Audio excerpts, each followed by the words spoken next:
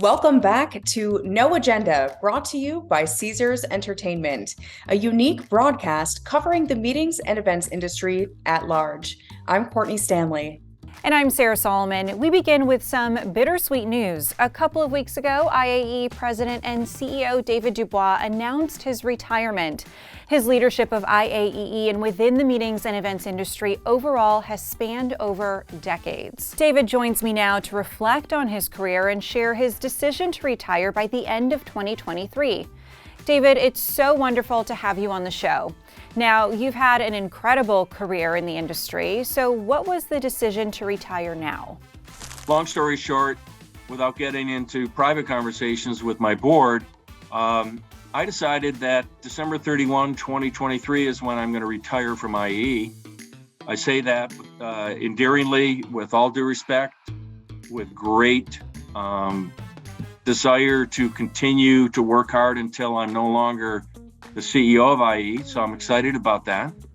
But I also know that, 11 years, most association executives have tenures, Sarah, of about 7 to 8 years. So I kind of beat the average. It was just time. And we worked on a succession plan because certainly my staff is strong. I would not make a single change of my team. I love them. They're family, they're friends, they're incredibly talented.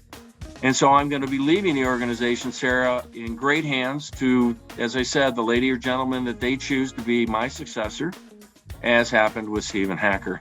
So it's just time. And then I look forward to becoming a free agent January 1st, 2024, where I'll have an opportunity to explore between now and then great options to stay involved, whether it's part-time, whether it's on a advisory consultancy basis, or I, become a sales leader in a destination or a company that's a member of IAEE or PCMA or MPI, whatever. I don't have any desire to go back and run another association. I've done that in nonprofit world, Sarah, for over 30 years. So I'm going to just spread my wings and see what happens.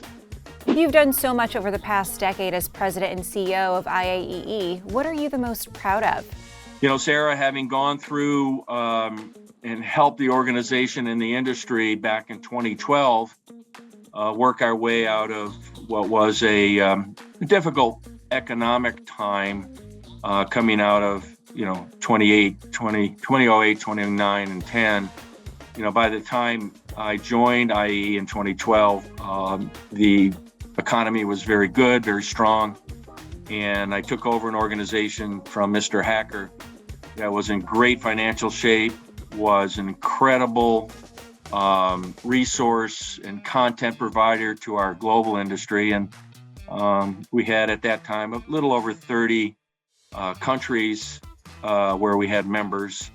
And I'm proud to say that even through the pandemic, as we rebound and I get to the end of my run here in December, that we'll be back in over 50 countries with members. So I'm pretty proud of our team's effort under my leadership and the volunteer leadership of my board of directors and chairmen and chairwomen that we were able to do that, Sarah. Okay, so I have to ask this because you mentioned a successor. So is there a specific candidate in mind that you can share with us that will be taking over your position? You know what? They're going to hire a man or a woman who's going to have maybe a slightly different set of skills. I'm not a digital professional expert. Maybe they want somebody with a little bit more digital transformation. Maybe they're going to go with a show organizer. Maybe they're going to go with another association executive type. I brought hotels, CVB, and association management, MPI and PCMA, because I knew the industry so well and still do, to the table, Sarah. So I don't know, they've hired Searchwide, which is an outstanding search firm that actually placed me 3 times in my career over 20 years. They're outstanding. They're going to do a good interview, kind of deep dive research with stakeholders, which they do an excellent job with. They'll update, Sarah, I'm sure, the job description, which quite honestly hadn't been touched in 10 years since I got the job, 11 years. So you know what? They're going to hire a great person. So I'm sure that I will have good friends and members, maybe past chairs, because I know lots of people over my career reach out to me and say, hey, should I apply? And I'll say, yeah, you should. You should submit your resume and go through the process, because I tell you what, it's an outstanding organization. It's an outstanding job, and I loved it. Any well wishes you'd like to share with the industry? I look forward to seeing you in the future, because it's a great industry, and we employ a lot of people around the world. I mean, IAEE has members in 50 countries, and I'm very proud of the fact that we are an economic driver, both on a social basis, education basis, and economic impact. And we create a lot of jobs and create a lot of sales, tax generation to help cities and destinations thrive. So thank you all, and I'll see you down the road. David, all of us here wish you the best on your next venture, and we look forward to keeping up with you over the next few months. Now let's check in with Courtney, who is with an MPI Canadian Chapter leader. Courtney? Thanks, Sarah. We all know the power of relationships in this industry, but 3 volunteer MPI chapters have truly embraced what it means to be collaborative and to generate new opportunities for their members and sponsors.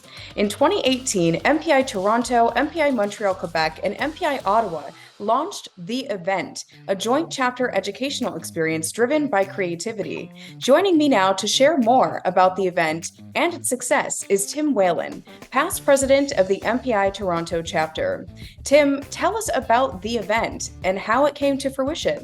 The Event is a creation of, I've been in it since the ground up, but I can't take all the credit for it. It really is a partnership. It was started with my colleagues Ryan Young and Mary Frances Watson back in, I'm going to say 2016, where we really sat down and we were all from 3 different MPI chapters, and we were really assessing what offerings we were giving our chapter members. So at the time we said, in terms of education, our members have what's going on at the regional chapter level.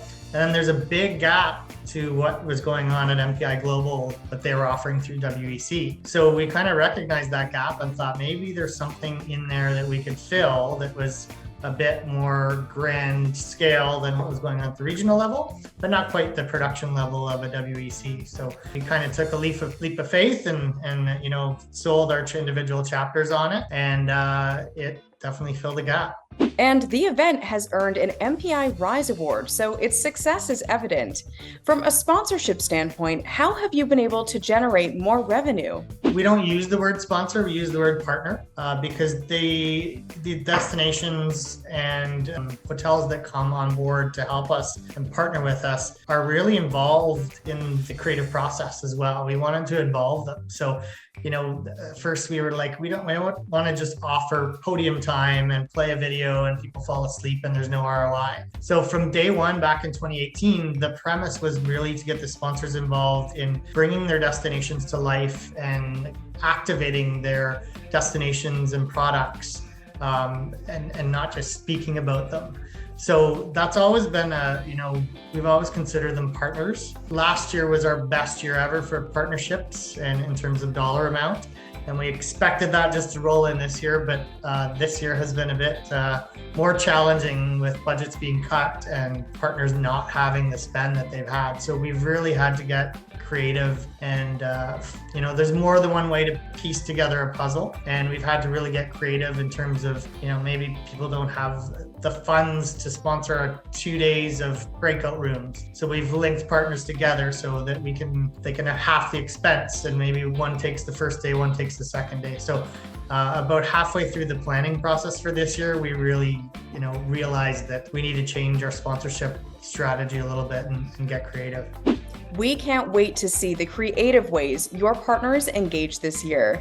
The event 2023 is just around the corner. What can we expect? It's happening May 11th, 13th at Hilton Lac La Mie in Gatineau, Quebec. It's right on the border of Ottawa and Gatineau. Our registration's coming in very strong this year, which is amazing. We've got almost a 50% planner-supplier ratio at this point, which is amazing and unheard of.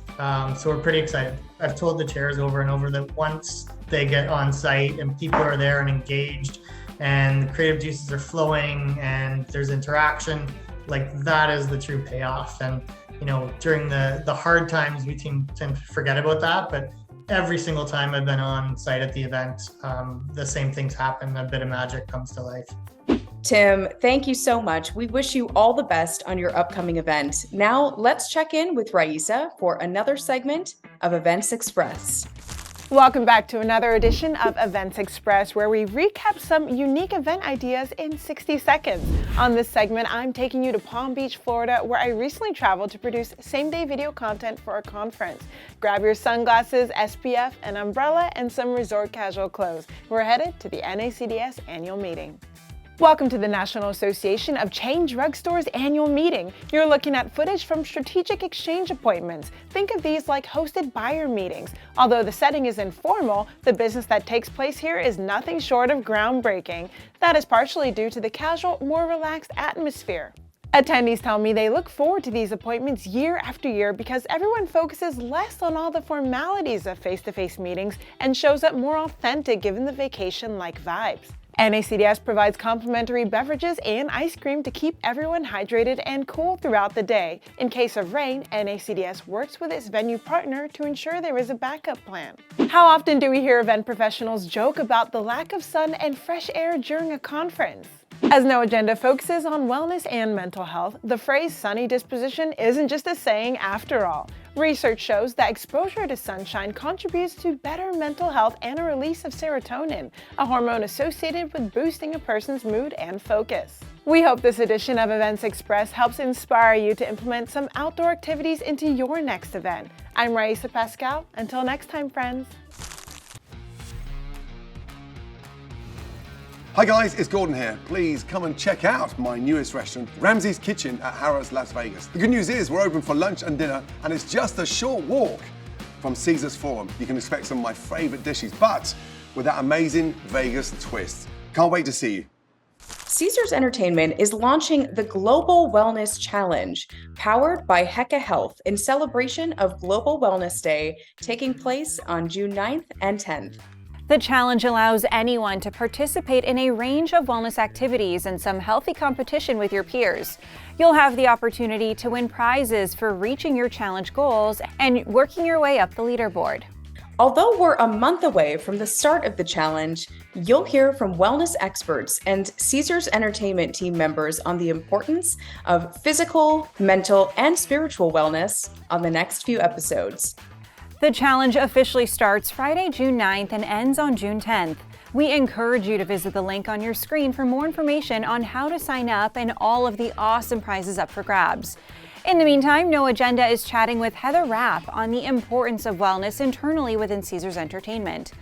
Heather, thanks for joining us. What can you tell us about Caesars Entertainment's initiatives in ensuring wellness is top priority for your team members?